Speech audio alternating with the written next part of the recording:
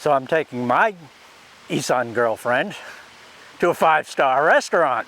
But there's a long story between how she got from Isan to 5-star restaurants, and I'm just kind of using that as a metaphor for the story that I'm going to tell you about how Isan, the region north and east of Bangkok, up into the rural regions, the farms and the fields and the forests and all sorts of cool stuff that happened up in northern Thailand, how that became Thailand basically. And that's what this video is going to be about.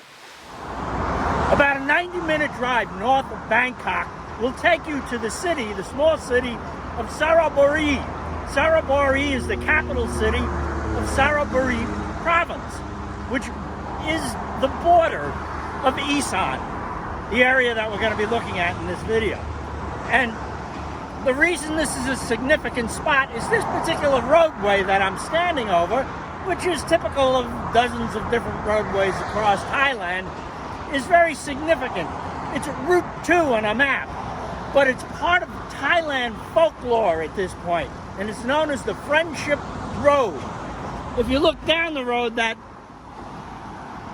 big old tower there, that microwave tower, is the beginning of the Friendship Road, or Tanon Mitaprap, as it's called in Thai. And over here on the left, you have Fort Addison, a Thai army post where they train their army recruits these days. And this road runs all the way up northward into Isan, all the way to the northern border of Thailand and the Mekong River. Those mountains over there, or those hills over there, represent, or did represent, a major obstacle and barrier to overcome for Thailand to become the country that it is today.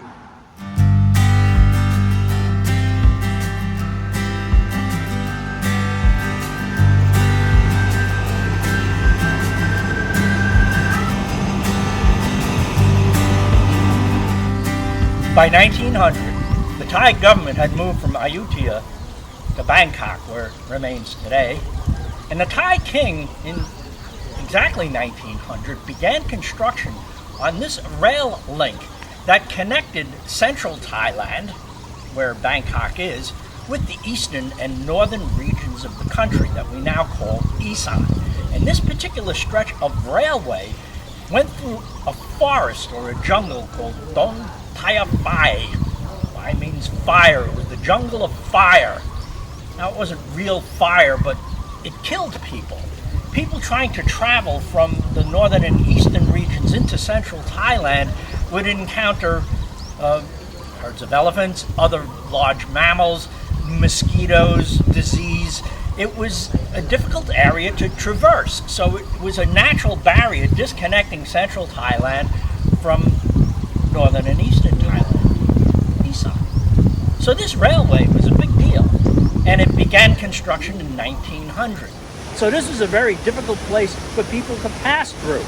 It was not that long ago, maybe 60 to 100 years ago, criminals and crazy people who the government was trying to get a hold of used to come to this region to hide, and they lived in this region for decades and raised families of criminals and crazy people. And I often wonder if there are vestiges of those folks still here today. What changed this region and gave Bangkok, the royal government of Bangkok, more control over this region behind me of Isan was the establishment of a railroad. Now, this is no longer known as Dong Thaya Bai. This was Thailand's first national park, and today it's called Khao Yai. And this is my 4th trip to Khao Yai. I like this park. It's really nice. It's a beautiful place.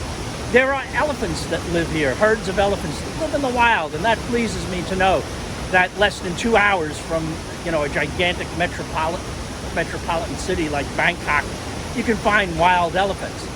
But in addition to traversing this, prior to the advent of modern transportation like railroads and everything else we have today, the way people moved goods and services was by waterways.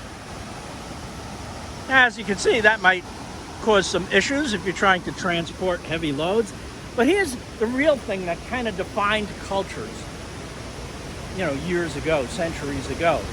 The waterways that are flowing behind me are flowing toward the Chao Phraya River into the Bangkok region or central Thailand. Not too far behind me, the water flows in the other direction. On the other side of these mountains, it flows toward the Mekong River.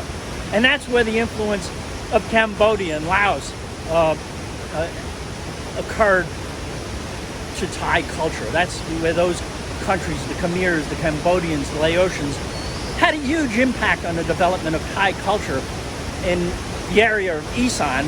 That is very definitely Thailand today, but it still has vestiges of those old cultures behind it.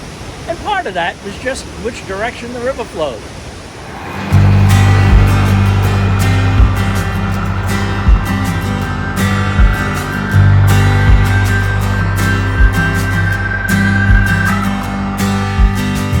Kunyakin Kao Kap Pum Ti Ranahan Hai So My Club.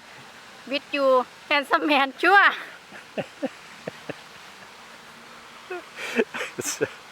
Let's see if we can get a video out of that mess.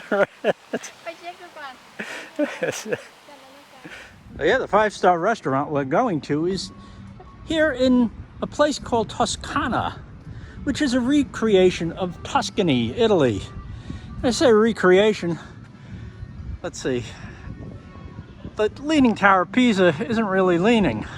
My camera is. Here, let's straighten it all out. Yeah, it's straight up and down. So, having actually been to Tuscany, they didn't get 100% correct here. But the thing about Tuscana is it's 2 hours north of Bangkok, and it's a true five-star resort. They bandy that label around quite a bit everywhere you go. You can get some really nice hotel lodgings and five-star restaurants. It's a wonderful place. It's where all the wealthy hoi polloi from Bangkok like to come on vacation. And I just discovered it by accident. I came up here to shoot this video. What I discovered by accident is the low prices that are here today. I've actually been here a few times before, but this is adjacent to Khao Yai National Park, and I figured it'd be a nice treat for Boo Khao and I to stay here and have a nice night out. And I was really surprised because when I came in as a walk-in, I got the room for just over $100, about $115. And like I said, it's a true five-star place. As a matter of fact, I'll close out the video with a clip of the room. It's a wonderful place, and it can be expensive. I've been here when it's it's off season, it's the rainy season, and it's the middle of the week. So that's why the cheap price. I've been here when it's expensive and they get $300 a night for the places. But it really is a wonderful place. I don't know if you can recreate Tuscany, but they did a good job of trying. And they got the color right. If you're in Bangkok and you want to spend a fancy weekend, Tuscana it's called. Very nice place. Call ahead, get reservations. It's usually filled on weekends and high season. It's tough to get a room here. Like I said, if you're here in rainy season during the week, just drop in. You get a good deal.